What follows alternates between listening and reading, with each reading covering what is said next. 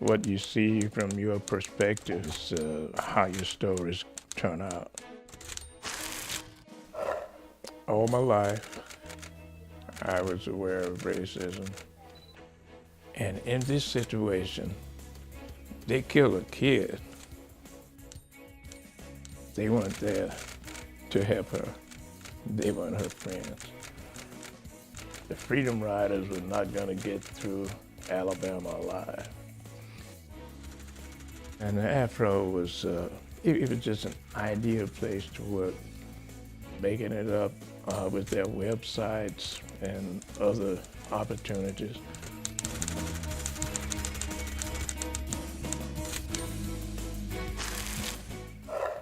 My name is George Curry. I'm editor of the National Newspaper Publishers Association News Service, which is a mouthful.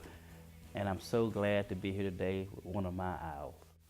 And your name is? I'm Moses J. Newson, and I'm a retired journalist. Do you remember when you first became aware of racism? All my life, I was aware of racism. It was just in that area, you know you didn't have the opportunities that others had. You didn't go to the same schools, you didn't use the libraries on Main Street, you didn't have jobs, that sort of thing. After a while, you just realize that's reality, and just hope that someday you would be in a position to try to help bring about change. Tell me about that. Tell me about how you thought your life would be. Did you look beyond that, saying, I got to get out of here? Or what went through your mind? I suppose there was an intent to go to college anyway. And when I was young, I would see copies of the Pittsburgh Courier, the Amsterdam News, or maybe the Norfolk Journal and Guide. And you see what these guys are doing and what they're writing and how different it is from what you're getting in, say, the Times Union or some other daily paper at that time. And it just occurs to you that maybe if you went into that field, you'd be able to make a contribution somehow to help bring about change, or at least record some of the things that people were trying to do to bring about change. So you got a chance to go to Tri-State Defender now because of the relationship you already had.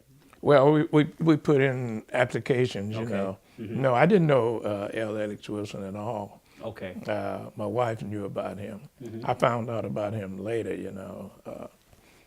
There was things you don't know about people, you know, sometimes until something happened, you know. And something happened one night at a place that we had stopped for him to pick up some stuff. And next thing I knew, man, some guy came running out behind him waving a pistol, you know. Whoa. I said, what the heck is going on here, you know? And I jumped out of the car, you know, hey, man, be cool. It's all right here.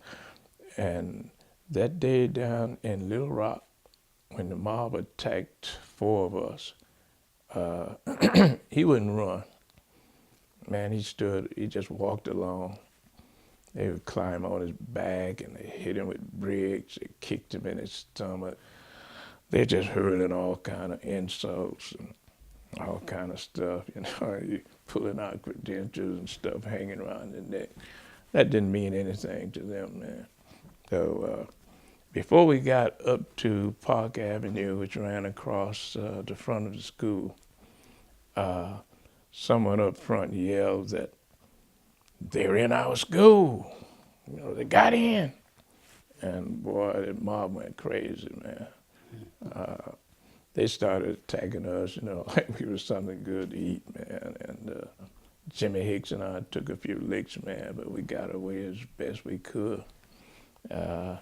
Alex Wilson was left out there by himself, just walking, and wouldn't run.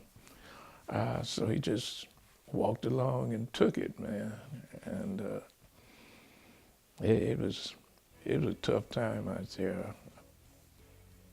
As you can see, we got a lot more to talk about, so don't leave us. We'll be right here.